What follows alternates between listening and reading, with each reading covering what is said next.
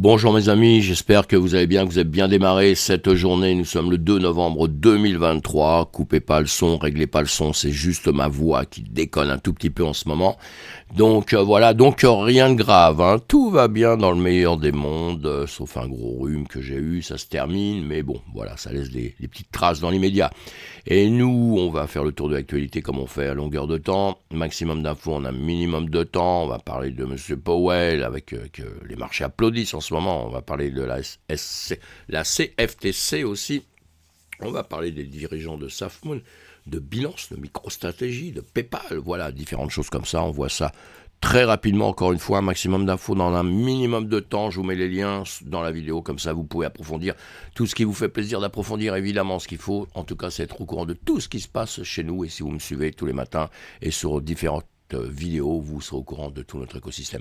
Allez, BTC 35 393, le TH 1834, on a marché ça, tout le monde est content en ce moment, tout le monde est un peu euphorique, tout ça, bon, bah c'est super, il faut en profiter un petit peu, tant que ça dure, notre marché, sinon, alors là, c'est le moment où jamais de surveiller un peu vos altcoins, hein, d'accord, on a notre BTC qui mène le marché, et derrière, vous avez tout le reste, hein, qu'on appelle les altcoins, donc toutes ces autres cryptos, eh bien, il va falloir surveiller un peu le comportement qu'elles ont en ce moment. Vous regardez votre BTC, vous comparez toutes les cryptos que vous les comparez avec le BTC pour voir quand ils montent, est-ce qu'ils montent aussi, normalement ils doivent suivre le même chemin, ou est-ce qu'ils restent en place, est-ce qu'ils s'écroulent un petit peu, qu'ils repartent un peu en arrière, ou quoi que ce soit, puisqu'on est en train de prévoir un bull run, on va dire qu'en gros on y est presque depuis les 15 500, on est redescendu et depuis on fait que monter, avec attention, des retracements, hein.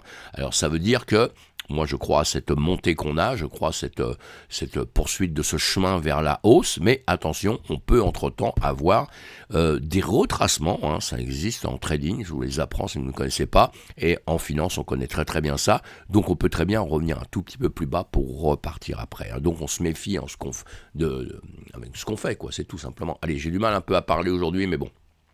Il y en a qui souffrent plus que moi, hein, puisque guerre Palestine-Israël, guerre en Ukraine, donc avec des familles qui vont souffrir toute leur vie, hein, moralement et tout, et d'autres personnes qui vont souffrir physiquement toute leur vie. Donc j'ai eu le temps de repenser pour tous ces gens-là et de toutes les guerres qu'il y a dans le monde. Avec nous, on est bien au chaud chez nous, à critiquer d'un côté ou de l'autre, et pendant ce temps-là, on a des gens qui veulent à tout prix s'entretuer ou tuer les autres. C'est un truc de fou quand même tout ça. Allez, une pensée pour tout le monde et moi, je souhaite du bonheur à tout le monde. Je souhaite pas la guerre du tout. Calendrier économique, on a des news à longueur de temps. Là, on a eu notre cher Powell qui nous fait des annonces, comme toujours. Une conférence de presse qu'on a eue hier. Les marchés ont bien réagi avec ceci, hein, puisque les marchés applaudissent alors que Powell trouve son équilibre. Donc, tout le monde est content. C'est un monde merveilleux. Et les investisseurs sont de plus en plus persuadés que la Réserve fédérale américaine pourrait réduire ses taux d'intérêt dans le futur plutôt que de les augmenter. Même si Jérôme Powell, le président de la Réserve fédérale, a laissé ouverte l'option d'une augmentation des taux. Les marchés semblent convaincus du contraire en raison des commentaires équilibrés de Powell concernant les risques économiques. Et la probabilité d'une baisse des taux d'ici juin prochain est maintenant estimée à près de 70%. Il faut toujours un peu se méfier parce que il y a ce que nous dit Powell, on écoute ça. Il y a ce que comprennent, ce que veulent bien comprendre les gens. Et moi, je me rends compte, hein, avec à longueur de temps, en parlant toujours à beaucoup de gens, que souvent, on va être réceptif à ce qu'on a envie d'entendre. Il faut se méfier énormément. Donc, il faut toujours décortiquer les choses, hein. Powell n'est pas en train de nous dire que tout va bien, que c'est extraordinaire, que ça y est, c'est un monde de bisounours et tout ça, hein. Pas du tout, hein. Attention, hein. Donc, on va être prudent quand même dans les médias, hein. Et ce commentaire de la Réserve fédérale a eu un impact significatif sur les marchés financiers mondiaux, hein. L'optimisme règne en Asie avec une hausse des principaux marchés boursiers asiatiques, ainsi que les contrats à terme sur les actions américaines et européennes. Les marchés ont également réduit le risque d'une hausse des taux d'intérêt à court terme, on lit tout. Powell a minimisé les risques des réductions de taux, mais avec la relation actuelle de l'inflation, la politique pourrait involontairement se resserrer si la Fed reste inerte, augmentant ainsi les risques de récession. Le marché des bons du Trésor a réagi en ajustant les rendements et il y a eu une baisse notable des rendements à long terme. Voilà, des choses qu'on voit ensemble, pas vous embêter plus avec ça pour l'instant, mais une ambiance positive s'est également propagée sur d'autres marchés avec des ajustements de taux anticipés dans d'autres régions du monde développé, par exemple les anticipations Anticipation suggère que la Banque d'Angleterre pourrait également maintenir ses taux en ce qui concerne les devises. Le dollar américain a légèrement baissé, tandis que les monnaies comme le dollar australien et le dollar néo-zélandais ont bénéficié d'un regain d'optimistes. En conclusion de tout ça, alors que les marchés semblent s'orienter dans une direction positive et ils attendent avec impatience d'autres indicateurs tels que les résultats d'Apple et le prochain rapport sur l'emploi pour confirmer ces sentiments. Vous voyez comme quoi il n'y a jamais de fin, mes amis, hein, ça bouge tout le temps. Bonne news aujourd'hui, une remontée aujourd'hui, demain une petite mauvaise news et boum, on repart un petit peu en cata. Nous, à longueur de temps, autre part qu'ici, parce que là on n'a pas le temps de voir tout ça, on voit ça sur les graphiques ensemble, hein, on voit comment les marchés se comportent, hein, justement, c'est très très important. Sur les graphiques, ça vous apprend à bien situer les choses, hein, même si vous écoutez tous les blabla qu'il y a, et bien les graphiques sont parlants, hein, ça vous donne les prix en direct, donc vous pouvez bien tout voir. On a le CAC 40 et le DAX ce matin qui ont remonté.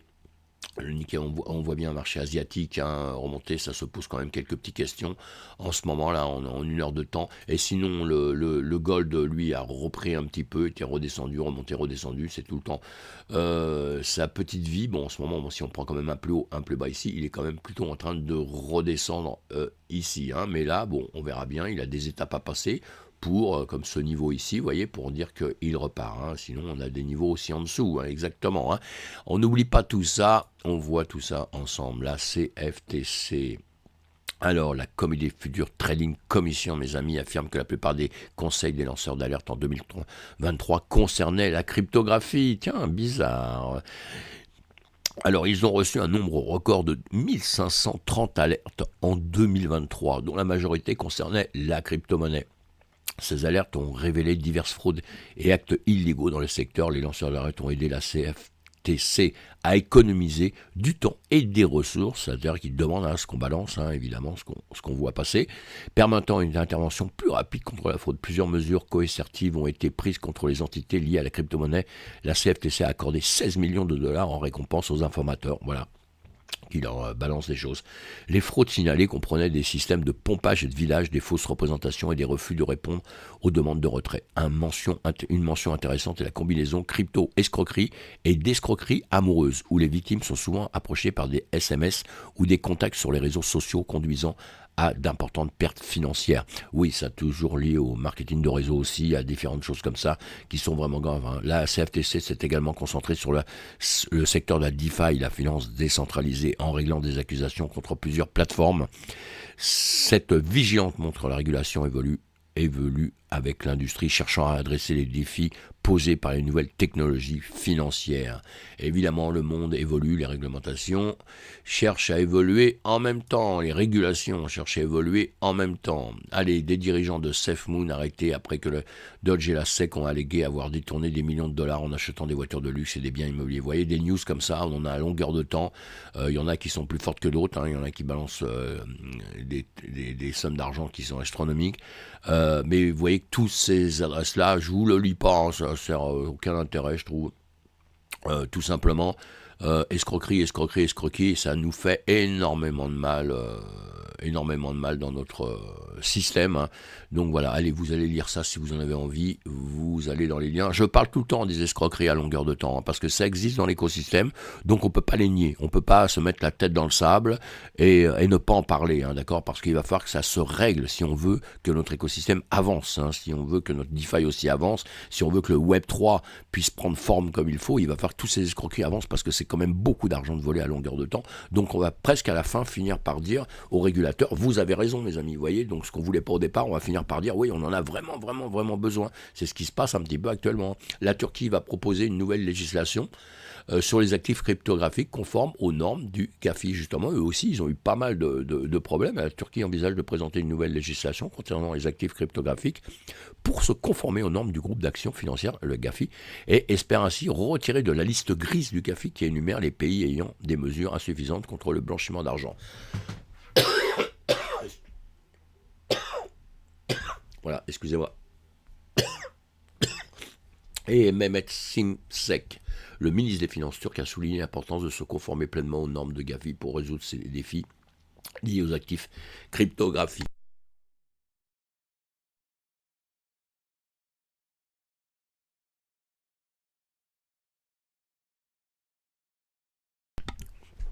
Voilà, ça va un petit peu mieux, j'ai toussé. Quand je vous dis, le rhume, ça tient au corps, c'est incroyable ça. Et pourtant, c'est la fin, c'est la fin. J'ai été soigné, tout ça. Mais voilà. Allez, Binance va mettre fin à son partenariat de paiement en rouble avec la Société des services financiers Adcash. Bon, bah, Binance, on en parle à longueur de temps. C'est l'une des plus grandes plateformes d'échange de crypto-monnaies, a décidé de mettre fin à son partenariat avec la société de paiement basée au Belize.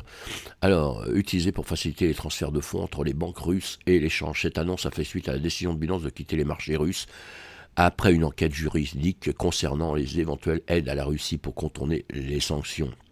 C'est chaud pour Binance en ce moment. C'est très chaud. La décision de Binance de se désengager de son partenariat avec Adcash pour être interprétée comme une tentative de se distancer des controverses et de renforcer sa conformité réglementaire, surtout dans le contexte de son retrait du marché russe. Cela survient à un moment où la plateforme d'échange de crypto-monnaies sont de plus en plus scrutées par les régulateurs du monde entier. Et lui, évidemment, Binance, il est dans le collimateur, on le sait, dans différents pays. Aux États-Unis, il souffre énormément. On verra bien, on fait attention, on ne met pas tous ses œufs dans le même panier, mes amis. Ce sont des plateformes d'échange, des plateformes où vous mettez votre argent, et ce genre de plateforme, je ne casse pas Binance, attention. Autant j'ai eu du mal sur FTX, tout ça, mais Binance, bon, on verra comment il va s'en sortir. Je pense qu'il va s'en sortir, mais votre argent, quand vous le mettez sur une plateforme comme ça, il n'est pas sécurisé. Vous ne possédez pas votre argent. C'est-à-dire qu'eux, s'ils ont des problèmes, vous perdez tout votre argent. Il faut mettre ça sur ce qu'on appelle des clés privées, hard wallet, etc., etc. Il faut apprendre ça si vous ne le savez pas. Je vous l'apprendrai si vous me demandez, mais sinon, il faut apprendre ça à tout prix. Il faut protéger votre argent, et on a un système où on peut protéger notre argent. MicroStrategy a acheté plus de Bitcoin en octobre, alors que l'actif prenait de la valeur. Il a acquis 155 bitcoins supplémentaires pour 5,3 millions de dollars en octobre, alors que le prix du bitcoin approchait les 35 000. La société détient maintenant 158 400 BTC. Bien que le revenu du troisième trimestre ait augmenté, MicroStrategy a enregistré une perte nette significative due principalement à des provisions pour dépréciation sur ses avoirs en bitcoin. Bon, ça c'est des questions de comptabilité aussi, puisque maintenant ça a changé un peu. Ça c'est bien aussi. L'analyse que je vous fais de tout ça, c'est que l'achat supplémentaire de bitcoin par MicroStrategy montre sa conviction continue dans l'activité numérique malgré les fluctuations de prix. Cela renforce la vision du PDG Michael Saylor qui considère le Bitcoin comme une réserve de valeur malgré sa volatilité. Cependant, les résultats financiers de l'entreprise révèlent l'impact de ses stratégies d'investissement qui a enregistré une perte nette considérable, mes amis. La provision pour la dépréciation de ses avoirs en Bitcoin montre que l'adoption du Bitcoin comme actif stratégique comporte des risques associés à la volatilité des prix. La position de l'entreprise reste néanmoins ferme, anticipant une adoption institutionnelle accrue du Bitcoin à l'avenir. Voilà pourquoi il rachète aussi. Il rachète aussi beaucoup de Bitcoin pour faire monter justement les prix, pour donner cette... c'est pour ça qu'il y a un mouvement à la hausse comme ça, évidemment. Mais attention, il faut se méfier parce que tous ces gens-là, un jour ou l'autre, ils vont vendre aussi. Parce qu'il va falloir, ils sont des entreprises, il va falloir à un moment donné, vous voyez la grosse perte, etc. qu'il a eu, mais il va falloir à un moment donné qu'il récupère des choses et qu'il fasse des profits importants. Donc ça, on verra ça, on en parlera par la suite, mais ça peut être des risques aussi sur des mouvements de marché qui peuvent être importants, où certaines personnes qui ne comprendront pas bien les situations vont souffrir. Ça ne veut pas dire que le BTC va s'écrouler et tomber, c'est pas ça du tout. Ce sont juste des mouvements de marché à la hausse, à la baisse qu'il faut bien comprendre. Et PayPal qui est désormais enregistré auprès de la FCA du Royaume-Uni pour offrir certains services liés aux actifs cryptovertis. Cependant, la société est soumise à des restrictions strictes, notamment l'interdiction d'attirer de nouveaux clients pour des services de crypto, l'interdiction d'acheter des jetons pour les clients existants et plusieurs autres services liés à la crypto sont interdites. Voilà, l'enregistrement de PayPal auprès de la FCA montre l'intérêt croissant qu'ils ont et des institutions financières traditionnelles pour les actifs crypto. Cependant, la série de restrictions imposées par la FCA souligne également les préoccupations réglementaires autour de la cryptographie, en particulier en ce qui concerne la protection des consommateurs et la prévention du blanchiment d'argent. Toujours la même chose, on est toujours dans le même trip. L'interdiction d'offrir des services tels que les transactions peer-to-peer, les offres initiales de pièces et l'engagement dans des activités DeFi montrent la prudence de la FCA face à l'évolution rapide de l'écosystème crypto. Bon, ça c'est pas mal. La suspension par PayPal des achats de crypto-monnaies du Royaume-Uni jusqu'en 2024, combinée à l'annonce récente des propositions finales du Trésor britannique sur la réglementation des actifs cryptographiques, indique une période de transformation réglementaire pour la cryptographie au Royaume-Uni. Mais c'est pas que pour le Royaume-Uni, c'est partout. Vous avez vu tous les pays en ce moment, même nous l'Europe, hein, avec Mika, tout ça, on pense c'est bien, et ben on verra dans quelques temps si c'est bien. Il y en a qui disent c'est bien, d'autres c'est mal. On peut voir ça, chacun voit à sa porte un peu comment ça va se faire. C'est les entreprises qui risquent de trinquer avec tout ça. Bon, on attend que ça avance, hein, on fera les commentaires au fur et à mesure que le système va se développer, avancer, et comment certaines entreprises vont trinquer ou ne pas pouvoir exister à cause de réglementations trop dures, hein. Donc ces entreprises qui ne pourront pas exister à certains endroits, ils iront, je pense, travailler autre part, hein, dans d'autres pays qui seront plus souples, hein. Et ces pays, on les connaît, ou des pays qui ne sont pas toujours non plus euh, très honnêtes dans la concurrence, hein, mais bon. Choisis ton camp, camarade. Allez, à plus tard. Ciao, ciao. Bye bye. Faites attention à vous, hein. Pensez à vous abonner à ma chaîne. Pensez à cliquer sur le pouce. Si vous l'avez jamais fait, ou si vous ne savez pas, c'est pas quelque chose qui mord ni quoi que ce soit. Vous cliquez dessous, ça nous fait du bien. Ça nous donne des points en plus dans YouTube pour pouvoir avancer, hein. C'est pour ça qu'on vous demande ça tout bêtement tout le temps, à vous dire cliquez sur le pouce. Vous voyez, bon, enfin.